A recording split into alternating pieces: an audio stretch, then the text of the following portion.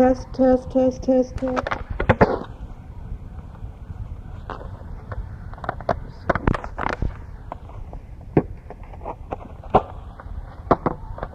Okay, let's see. I was talking about the Widelux. I just bought a Widelux camera, and I'm doing some panoramic photographs. It's a very exciting camera to work with, and the Widelux has a slow speed where it takes 3 or 4 seconds for the lens to make its circuit, and while the lens is making the circuit, if there's any movement of the subject or of the camera, you get some very interesting distortions and blurs. I've been doing a lot of these blurs in color, making color abstractions. I think that's one thing I might do here. And also, CAPS gave me another fellowship a couple of years ago to work on a project called photographic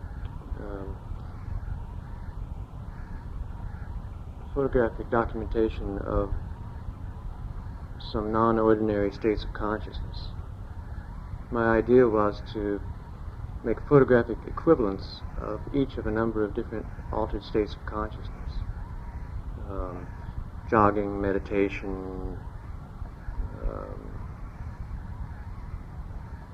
smoking pot, all kinds of drugs, dancing, yoga, whatever gets people high and out of their normal waking consciousness. And I'm just now getting down to work on that. I suspect I'll be working on this project for the next few years, trying to make these photographic equivalents of these altered states. Now, this is quite different from anything I've done before. Most of my work up to now has been very documentary in nature, very subject-oriented. My pictures have been very much recordings or documents showing a certain kind of behavior or a certain kind of subject out there. And these pictures would be much more subjective and much more about a state of mind in there, and much more about feelings than about things, than about subjects per se. So I'm trying a lot of new things and trying to break out of the old documentary approach and into a more personal and subjective approach for this essay. So for this, you'll have an idea and then execute it, Mm-hmm. rather than discover something that's already there. I'll be illustrating ideas about feelings or states of mind. And so I'm trying a lot of new things. I'm photographing with the Diana camera, I'm photographing with the panoramic camera, I'm using soft diffusion filters. I'm thinking about buying a soft focus portrait lens to just make light break up into globs of light and dark. I'm trying some experiments with printing and thinking about more and more about montage or different kinds of layout to present the final product in a way. Different presentations. Present the final product in a way that really would make people say, "Wow, that is really a good illustration of how it feels to be stoned, or how it feels to meditate." I don't want to just take a picture of a person meditating. I want to make a picture that really is an equivalent of that state of mind. So this is a perfect kind of country project. There are plenty of people here, friends who will model, and most of this comes out of one's head. And this is a good place to think about it and to try to make some of those pictures. So, what? Flash, alter states. Okay. Why?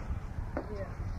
Going back to forbidden photographs, which is probably the furthest you've taken your photo documentation of deviant behavior, shall we call it. Why? Because you do say that you're getting away from it, but let's assume now that you're not. Let's just go back to that. Why do you photograph these things? Well, I think you're asking a couple of questions at once. I photograph in the first place to record and capture. And I started photographing in the first place to record and capture and document some of the incredible things, and especially the incredible people I was encountering. I wanted the pictures for myself, and I wanted the pictures to show other people, to show them what I'd seen. And I wanted, of course, to take them as nicely as I could. I wanted more than just record shots. I wanted nicely composed, nicely seen, and well-executed pictures. I've tried all kinds of pictures, all kinds of different approaches to photography, and it's become obvious to me that my work in the area of deviance, of the bizarre, is my strongest work. Some people like Wall Street and like the Wall Street pictures better, but I think most people would agree that my strongest work deals with the bizarre or the unusual. And I've had to recognize this and accept it. And what? So it's And follow this kind of work, even when it lost some of its fascination for me. Now,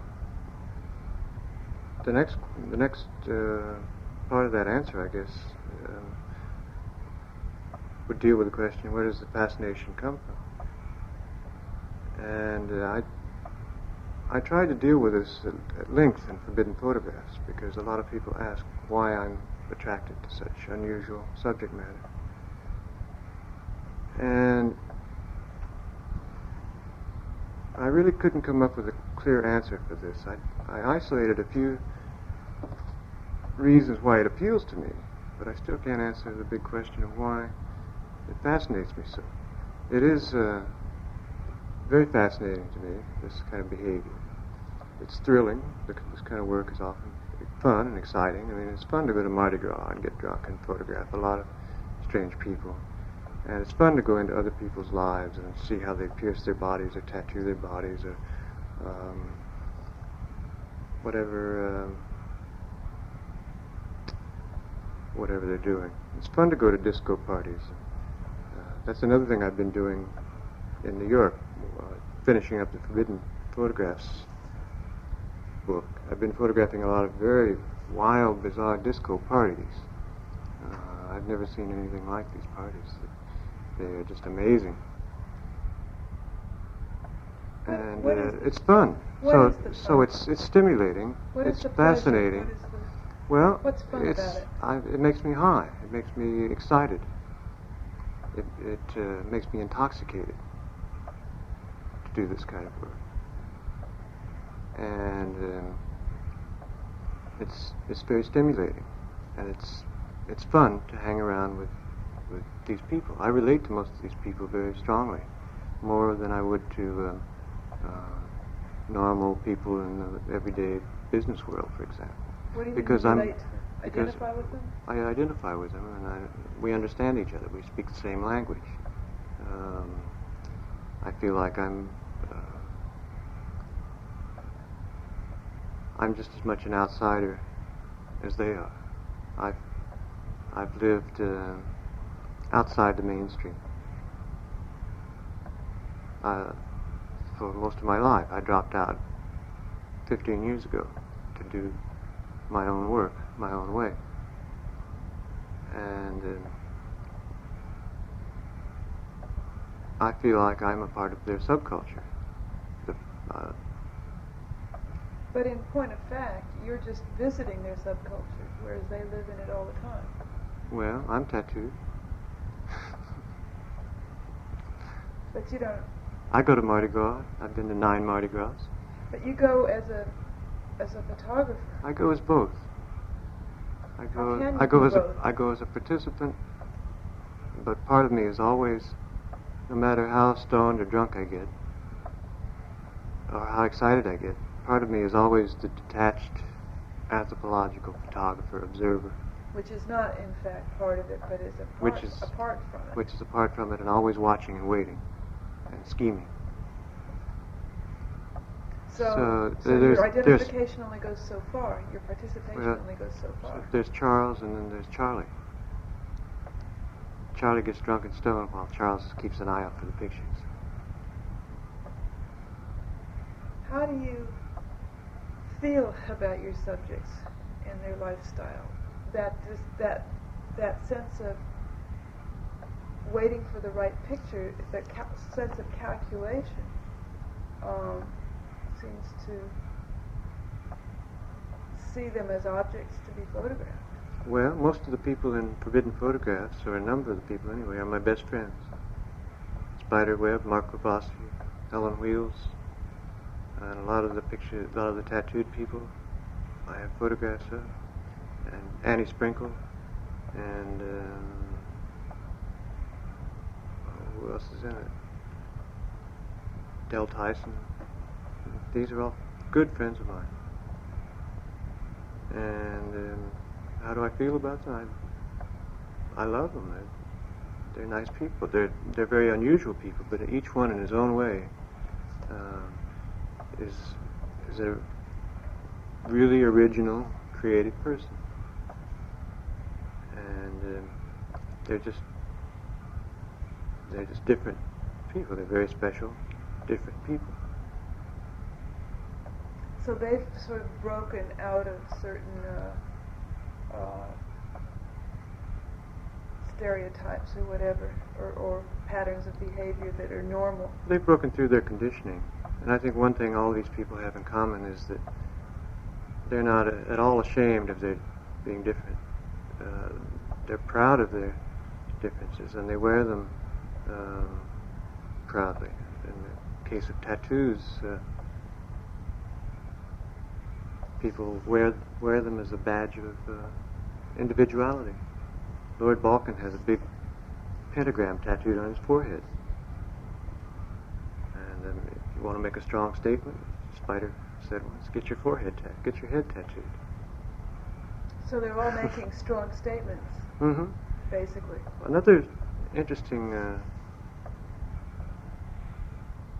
idea that came to mind halfway through Forbidden Photographs is that the book really deals, one of the main themes is the way people decorate their bodies.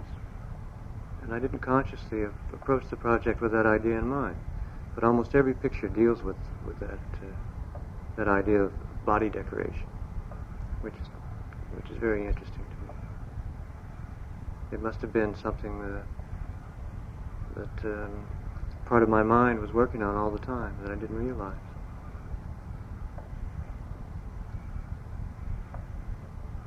It's kind of a club of people who are different and identify each other by something like their tattoos. It's a subculture or a tribe. Uh-huh.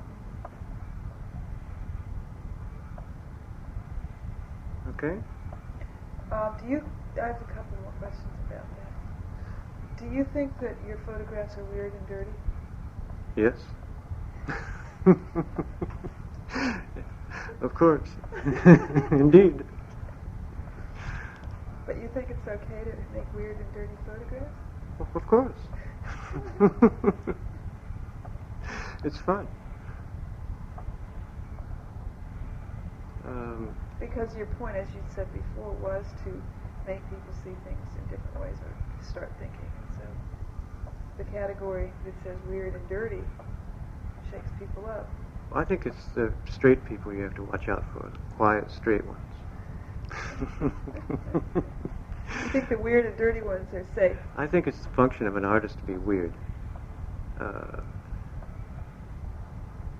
to be unorthodox and to try new things. And I think we're just now breaking out of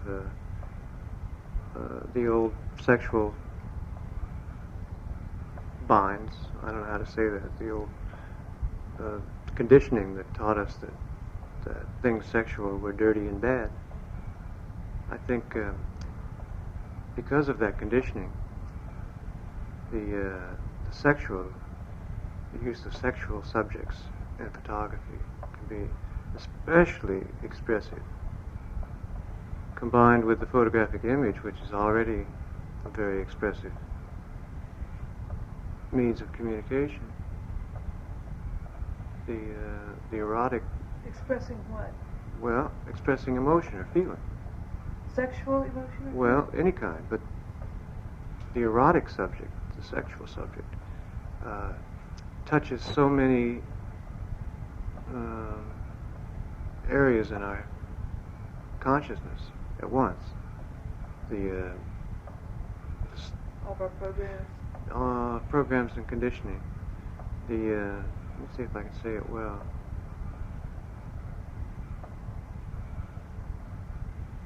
The sexual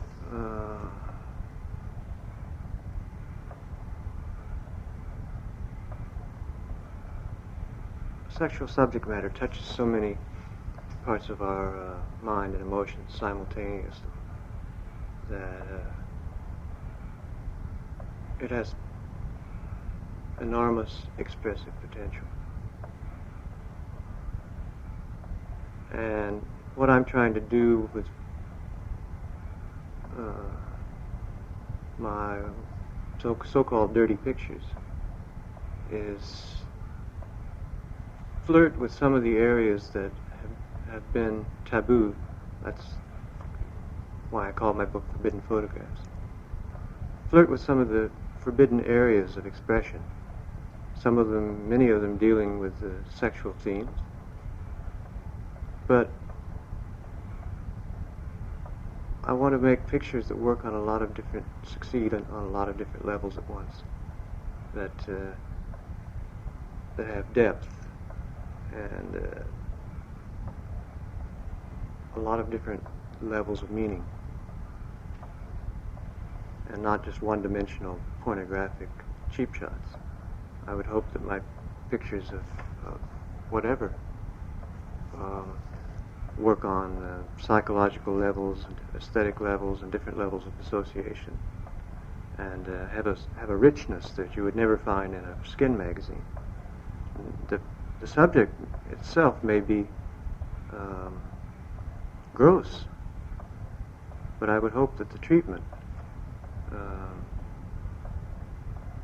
the way I've taken the picture and the way I've presented the picture, would suggest infinitely more than a one-line description of the subject would. Maybe the difference between your subject matter and your approach to it, or your presentation of it in a photograph, is what sort of creates that other level. In other words, if you expect to see something sexy done in a skin magazine style or a romantic style, and you present it in another style altogether, more, shall we say, straightforward and aesthetic. You're not only seeing the subject matter, you're seeing what you think about it. Sure, it's the subject matter filtered through my brain and my sensibilities. Mm-hmm. And the photographer can do all kinds of things to change the mood or to add a little. What you think about it seems, at least in the forbidden photographs that I've seen, you are very proud of these people and the way they look, which reveals something about the way their lifestyle. Because there's these portraits of things where people might want to look away, and yet you make them big and central. The center of the picture, so you can't look away. Yeah, a lot of my subject matter There's involves. Nothing kind of. You're not letting me. You're asking me it, questions, but you're not letting me finish the answers. A lot of the subject matter is shows behavior that we've been taught to look away from. And I'm showing it dead center, brightly illuminated, and unavoidable. There it is. Here it is. Yeah, big prints, all the things you've been taught not to look at.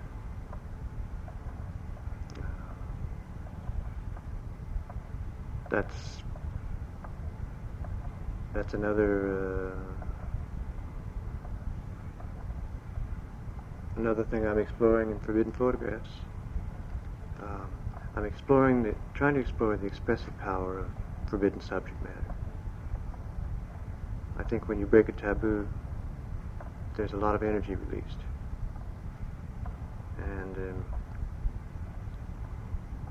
when you look at a picture and it shows something you've been taught not to look at, but you still are fascinated by the picture, then a lot of energy is released in your head, while part of your mind wrestles with the other part. Should I look or shouldn't I? Should I like it or shouldn't I? That's terrible, but it's also fascinating. All of a sudden, your mind starts buzzing.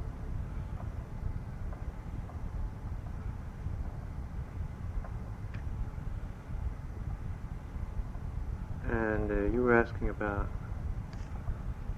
my treatment of the subjects. I wouldn't say I'm proud of them. I would say that the treatment is very honest and very one-to-one. It's not a condescending, look at the freak kind of attitude.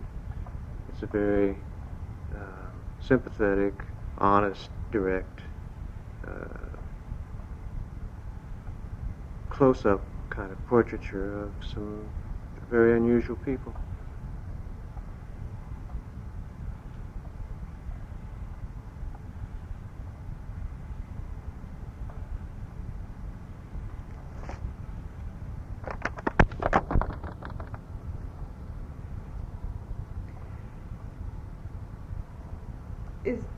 What we're doing is choosing either your favorite or a representational photograph, one that you feel represents your style, what you're into, or work. And is this your favorite, or is this? This is one of my favorite other pictures. people like a lot? Mm-hmm. I've sold a number of prints of this one, and it's been reproduced a lot. It's a picture of mine that a lot of people know and like, and it's one of my favorites. What were the circumstances? This is Mardi Gras, the costume contest on Mardi Gras Day on Bourbon Street, and it's a picture of a very plump fellow dressed up in an all-American costume with stars and spangles and eagles and this enormous flag-like headdress.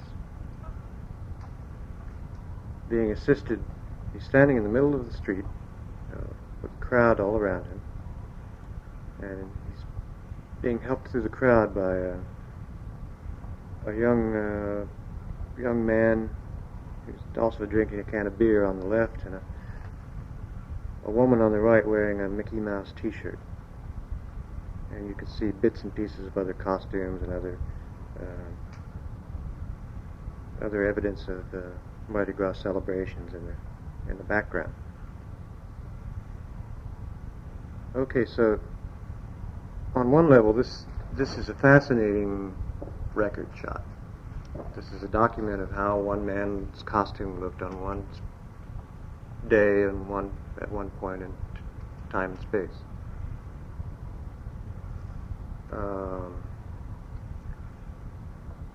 But there are several different things that help make this picture work on other levels too. The camera angle, I knelt down and shot this from a very low camera angle so the background architecture would fall in the right place, and so that I don't know, the the center of this picture is somewhere around his navel, the man's navel, or his crotch. If you figure out where the camera is and what it's looking at. It's shot with a 21 millimeter lens, very wide angle lens, to get in all this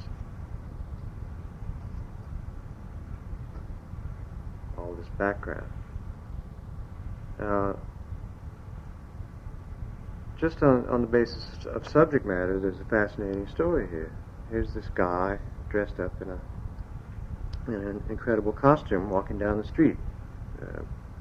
And the questions that come to mind, or the associations that come to mind of all these different people in this costume are obvious. And visually, the picture is just a delight to me. The pattern of lights and darks, of stars and stripes, and of eagles, and this guy's face versus these wavy lines against these architectural lines, and these people moving in the background. Everything is in the right place. Everything combines to make a really striking visual pattern. Psychologically, there's a whole story going on here. The man is kind of smiling and grimacing at the same time, and this flag device seems to be erupting out of the top of his head. It's as if he's holding on to part of his own fantasy here, which this costume is, and which is the fantasy. Living out your own fantasy is the raison d'etre, or whatever they call it, of Mardi Gras. Raison d'etre? That's what Mardi Gras is all about. Costuming yourself as your own fantasy, being anything you want one day. And it looks to me in this picture like this guy's fantasy costume is coming right out of his head, which is kind of a funny idea. There are also the psychological, fascinating psychological implications of this kind of exhibitionism, and what it means, and what it means to live your fantasy, or to wear your fantasy on your body. What does it mean to decorate your body in a way like this, and to walk around in the streets? And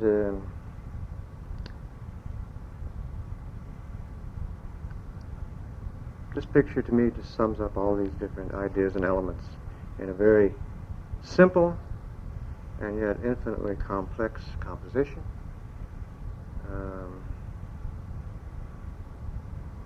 The picture, I can read this picture like a novel. I can walk through it and around it, and I can spend a lot of time hanging out in this frame because it's full of such fascinating details that work together in so many ways. It's so rich and so multidimensional. It works on so many levels at once for me that it's a completely satisfying aesthetics and psychological statement. Maybe we can rework that.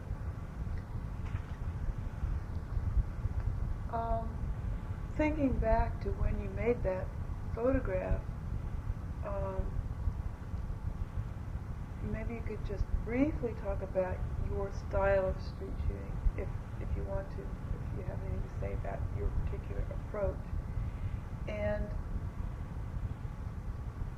how easy is it to miss getting something like this? I mean, what kind of a picture does someone take, or would you possibly have taken, that just missed this, and what are the things? Well, I shot about a roll of this guy, and most of the pictures missed one way or another. One element was wrong, one person was in the wrong place, the angle was wrong, the framing was wrong, the moment was wrong.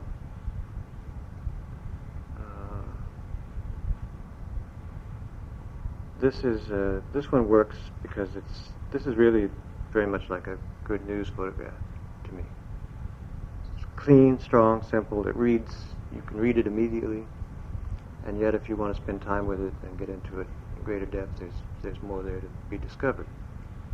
It tells the story quickly and simply, although used this way without a caption, it becomes a kind of surreal, more of a surreal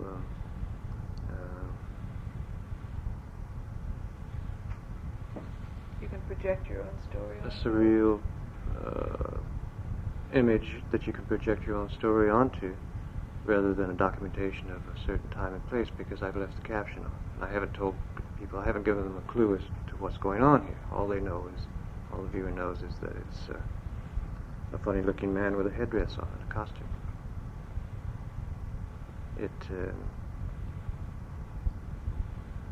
I think it's very uniquely American, this picture. I don't think this kind of behavior, this style of dress, or this kind of costume would be seen anywhere else in the world. I think it's very much about American behavior. And getting back to the kind of picture it is, it's like a lot of the pictures I try to take. It's very frontal, and it's very simple. Look what happens when I cover this guy's face. The whole center of the picture disappears. You don't realize how important that face is until you cover it up. But the picture becomes a blank without that one little tiny central... It becomes an abstract pattern or design. Everything in the picture, all these lines, and all these... Everything in the picture points toward that face and that expression, even though it's only a tiny part of the picture. The white space around it gives it space, gives it definition. And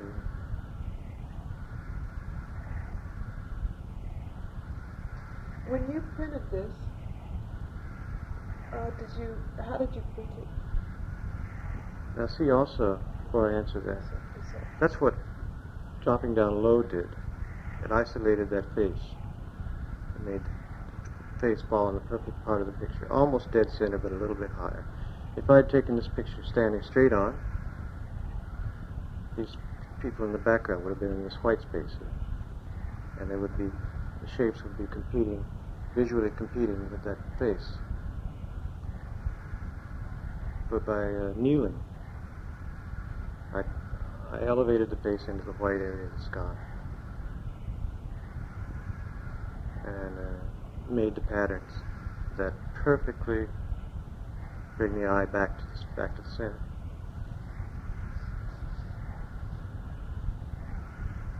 What'd you say?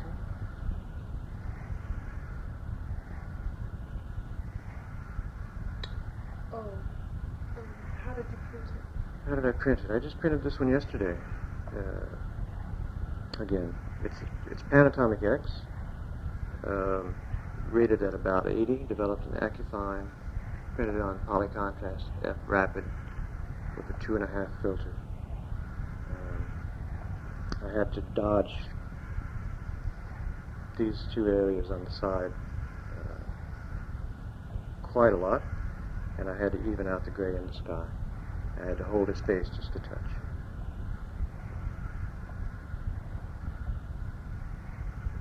Was it an overcast day? Mm-hmm. The light is cloudy bright.